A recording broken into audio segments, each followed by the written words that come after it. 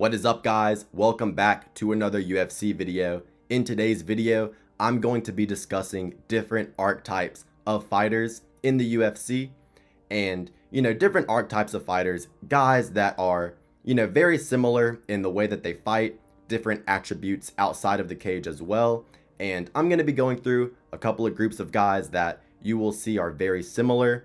I've noticed this and, put these guys into these categories throughout my years of watching the UFC, and I definitely think you'll agree with a lot of them, find a lot of humor in them as well. So without any further ado, we're going to go ahead and get started with the first archetype of fighter in the UFC.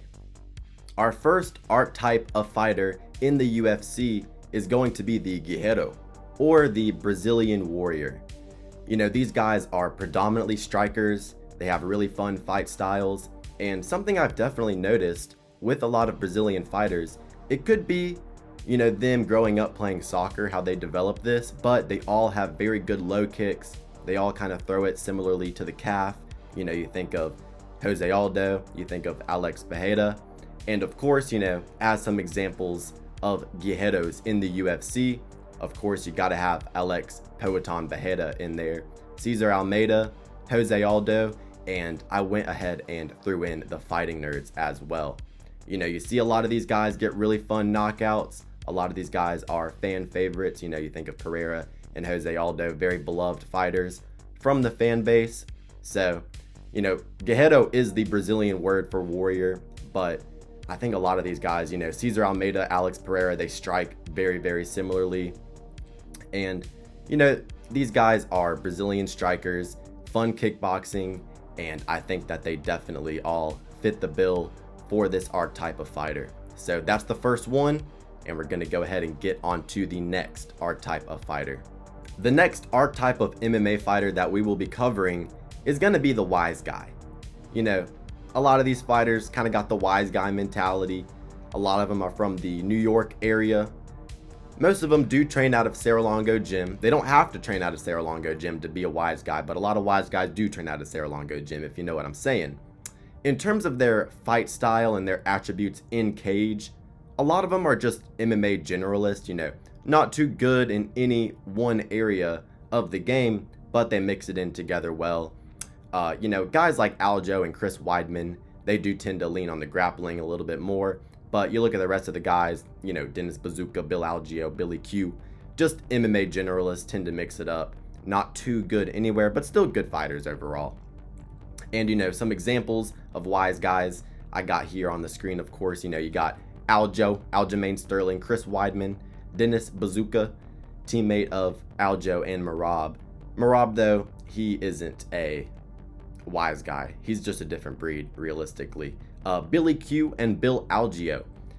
Billy Q and Bill Algeo are actually some of the inspirations for this video, because even when I was making my UFC Tampa predictions, I get Bill Algeo and Billy Q mixed up all the time, and they look similar, their names are similar, they fight exactly the same damn near, and, that's just a perfect example of an archetype of fighter. Billy Q and Bill Algeo, pretty much, twins. They fight the exact same, they look the exact same, almost have the same damn name.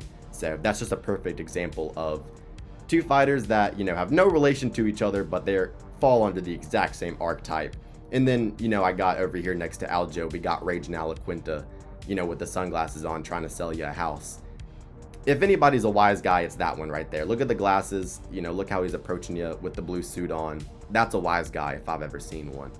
And, real estate hustler now, retired, but figured I'd go ahead and throw him in there. He's kind of got the wise guy mentality in the corner of Aljo and Marauder too, but nah, La Quinta, he's a good guy. These guys are all decent fighters, no negative attributes really, but just, MMA generalists. A lot of them train out of Serra-Longo. They got that wise guy chip on their shoulder. Mainly, Weidman and Aljo in terms of the wise guy mentality. But, the rest of these guys, Dennis Bazooka, Billy Q, Bill Algeo, they all fight very similarly, all from New York. And, I definitely think they fall under the same umbrella in terms of their character type. So, this is the wise guy group. They're a good bunch of cats, but, you don't want to be on the opposite side of the cage with them when it comes to, locking the locking the cage door with the bright lights on you. So yeah, those are the wise guys. We're going to go ahead and move on to the next archetype of fighter. Our next archetype of fighter is going to be the Brother Brothers. Now, everybody at this point is pretty much familiar with the Brother Brothers.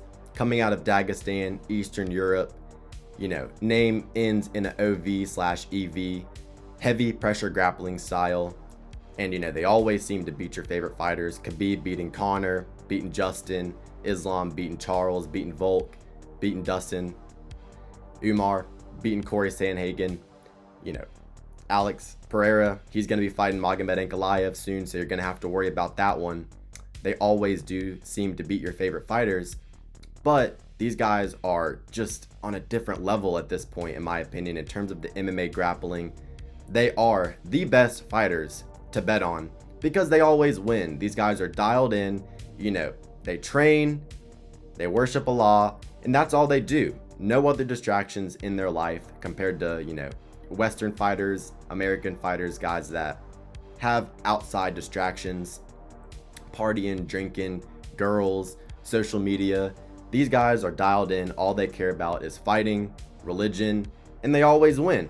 And I love to bet on these guys because they are just a different breed. You think about the Nurmagomedov family, Khabib, Islam, Umar, training under Abdul Manap ever since they were children, getting bred to be UFC champions. And it really shows once they get into the octagon. They never lose. They're the best fighters on earth. Hate it or love it, you got to accept it. And I've accepted it and just started putting money on them because they always win their fights. Super, super high fight IQ. Like I said, really good grappling, a lot of toughness as well. Of course, they got the beard and no mustache as well.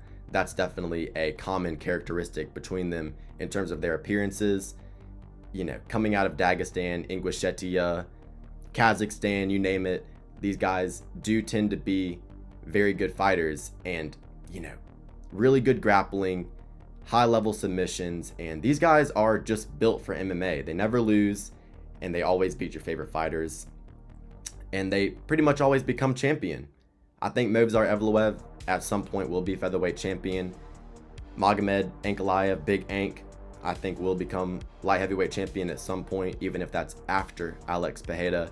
And, you know, Khabib, Islam, Umar just ruling the lighter weight classes with an iron fist. It's getting crazy at this point, but yeah, the Brother Brothers never lose. They dominate, and, you know, they have been training for this sport their entire lives, and it really shows because these guys are built different and they never even seem to have that much adversity when they fight. You know, when you look at a Dagestani fight, even if they're facing adversity, you just know at the end of the day, they're going to be able to just do enough and get the decision or somehow get a late finish. You know, you see Islam Makhachev getting teed off on by Dustin Poirier, still is able to come in the 5th round and get a submission there. You know, Movsar Evloev got out grappled at points by Aljo, but was still able to, you know, have that extra gas in the tank in the later part of that fight to be able to get the decision there. And, you know, these guys have great cardio, great wrestling. The striking is definitely coming along for a lot of them as well. These guys are a problem in the UFC in terms of how high level they are, but hate it or love it, these guys are a different breed of cat, realistically. So those are the Brother Brothers. On to the next archetype. Our next archetype of MMA fighter is going to be the Tank. Now, of course, it goes without saying that these guys are comparable to a tank that would be seen in a war, because it seems like they got armor on and they can just blast you once and you die. Big power punchers, freak athletes, and a lot of these guys tend to have takedown defense that's pretty good, not even because they have great technique and they're able to get the hips back on the sprawl and scramble really well. It's not about technique when it comes to these guys. It's about pure raw strength, and you just can't hold them down or take them down very easily. You know, you think about Derek Lewis, he can just get up. It doesn't matter if he has the best heavyweight grappler on the planet in Jelton Almeida on top of him. He can just not even get an underhook, just 2 hands, shove him off of him, get right back up to his feet, no technique, and he's just somehow able to just get up. Just ignores jiu-jitsu as a sport and just decides to get back up to his feet. You know, Francis Ngannou, really good wrestling. His wrestling's came along in terms of his skill for sure, but you even look at that second Stipe fight when Stipe went for the single leg. The way Francis defended that was just pure power, and strength. The sprawl was nasty, and he was able to just shuck Stipe off like a little feather and then was able to TKO him. Joaquin Buckley, very similar, lighter weight class guy, but built like a ball of muscle, built like a bowling ball. You saw the takedown defense on display against Colby Covington. 2 big underhooks, hips all the way back, feet against the cage, and just shucked him off. Insane takedown defense there from Joaquin Buckley. Like I said, he would against Colby Covington. Very satisfying fight to watch. And of course, these guys are big power punchers. Joaquin Buckley with the big meaty hooks, destroyed Colby Covington, flatlined Stephen Wonderboy Thompson. It goes without saying that Francis Ngannou and Derek Lewis have some of the nastiest power in all of combat sports history. I think that in terms of one-shot KO power, dead on the canvas, Derek Lewis and Francis Ngannou are definitely number 1 and 2 in that category. They're both athletic freaks, giants, and they hit you one time, you go down. They're built like big balls of muscle, just absolute tanks. And these are the type of guys that you would want by your side in a street fight, realistically. Guys that could just pick 2 guys up with their palms and just toss them off to the side. Absolute freaks of nature here. But of course, you got to have the tanks. These guys are very entertaining as well with the knockouts they get. And, you got to love just a big brute in MMA. So that's what these guys are. Big brutes, absolute tanks. And they're all very good athletes as well, for sure. Just genetic ability off the charts. You're not going to be able to get that type of athleticism by going to the gym and, bench pressing and squatting. These guys were born with very good genetics to just be absolute freaks of nature in the cage. Huge, muscular, big power. So yeah, it goes without saying that these guys are absolute tanks. Our next archetype of fighter is going to be the Marauder. My personal favorite archetype of fighter. These guys are the most exciting fighters on the roster. No holds bar, no regard for defense. Go forward, swing for the fences, chin up in the air. That's the best way to do it. Not really in terms of, being successful, but in terms of entertainment, in terms of violence and aggression, these guys always bring it. My 2 personal favorite fighters here on screen, Justin Gaethje and Yuri Prochazka. Yuri is going to absolutely maraud on Jamal Hill. I'll get to my prediction on that one in a later video, but let's just say that Yuri is going to maraud on him viciously. No regard for safety or tactics. If they do lose, though, most of the time, unfortunately, it's in very brutal fashion. You think about my boy BSD getting slumped and then turned into mincemeat by DP and Renato Moicano. Of course, Justin Gaethje got slumped out by Max last time out, and Yuri, got head kicked by Poatan. They normally lose in violent and brutal fashion, unfortunately. But win, lose, or draw, you can always count on an exciting fight. It's going to be a barn burner. You think of Benoit, Saint Denis, just marauding on Thiago Moises and Matt Frivola. Super aggressive. Punches coming from the hips, big body kicks from halfway across the cage, diving at your legs, being super aggressive with threatening submissions and ground and pound. Still, even though he's taken his losses, I think that BSD is going to have success. I'm not giving up hope just yet. I think that he will be able to bounce back. He's a marauder, and he's got that fighting spirit. These guys have that fighting spirit. Justin Gaethje has that BMF, BMF persona about him, always goes out there and has a war. Of course, Yuri Prochazka, he's an absolute samurai. Just the definition of a martial artist in terms of his warrior mentality. Never gives up. You got to shoot him in the head to be able to get this guy out of there. Rakic hit him with the kitchen sink in the first round. Yuri said, fuck you, pumped his chest, and just kept marching forward. Gotta love it, even though he was getting his head spun around like a hoot owl by 1-2s in that fight. And even BSD in the Dustin Poirier fight, he was 10% of himself in that second round. He was so tired and gassed out. Dustin was ripping nasty body shots to the kidney. And even though he was getting pieced up and minced up in that second round, BSD, kept going forward, kept marauding, and still had his chin up in the air, still throwing shots, never gave up. These guys just embody violence, embody, the sport of mixed martial arts in terms of the warrior spirit. Like I said, Justin Gaethje, he had already gotten knocked down about 17 times by Max Holloway, still met him in the middle of the cage for that epic moment, even though he was on the receiving end of a nasty, nasty KO. And Yuri Prochazka, of course, he's a samurai, and I feel like Yuri really just doesn't care about anything else other than MMA in his life, locking himself in the dark room, traveling the world training. You never see Yuri posted up, at a bar with some chicks or, taking fancy vacations. No, Yuri, he's always dialed in. He always, is training, always in the gym, always ready to get back into the cage as long as his shoulder is not completely falling off of his body like it was after the Glover Teixeira fight when he had to pull out and was out for a long time with the injury.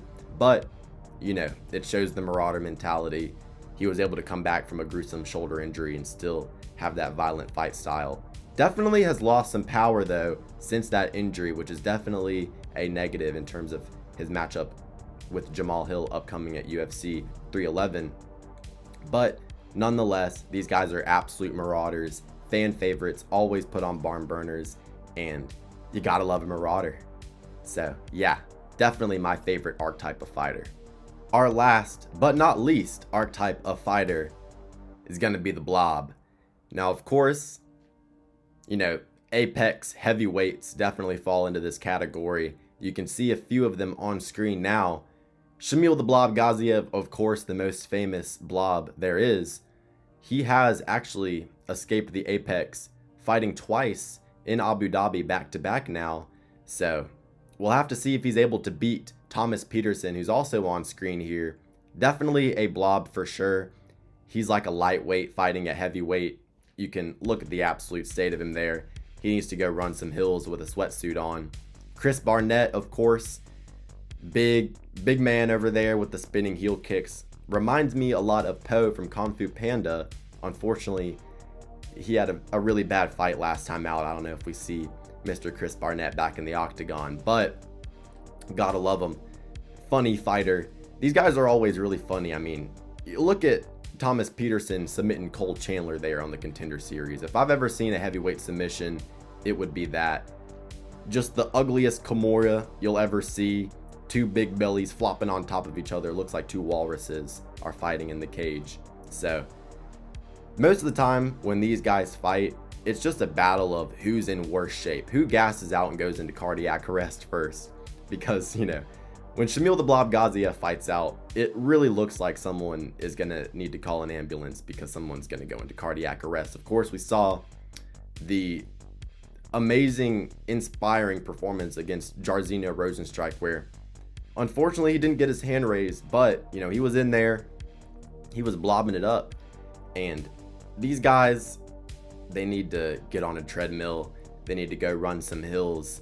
But whenever there's early prelims of an Apex card or early prelims of an Abu Dhabi card, and you can find a fat heavyweight like Shamil the Blob Gaziev, you can always stick them on there. They always advertise fights between these guys as two big power punchers slugging in the cage. And it just ends up being, Thomas Peterson versus Jamal Pogues, picking and prodding at about 2 miles an hour for 15 minutes. And it's diabolical to watch, super low level. But gotta have the Blobs, gotta have the heavyweight division, which is super, not deep. It's a shallow division. Gotta have these guys just to be able to fit the bill sometimes, just to be able to have the heavyweight matchups available for people that are actually talented to be able to run through on their way to the top. So, gotta have the Blobs, famous, Blob and Shamil the Blob Gaziev. Of course, Chris Barnett. He's gotten some fun wins in the cage, but I feel like you shouldn't be known for just being overweight in the UFC. That's not what I would want to be known for if I was an athlete. But these guys are going to go in there and they're going to give it their all, jiggling and fucking slamming down on the cage like a fucking walrus flopping across the beach. So that is the video. I hope you guys enjoyed. Subscribe and leave a like or a comment on the video. It would mean a lot to me. Have a great rest of your day,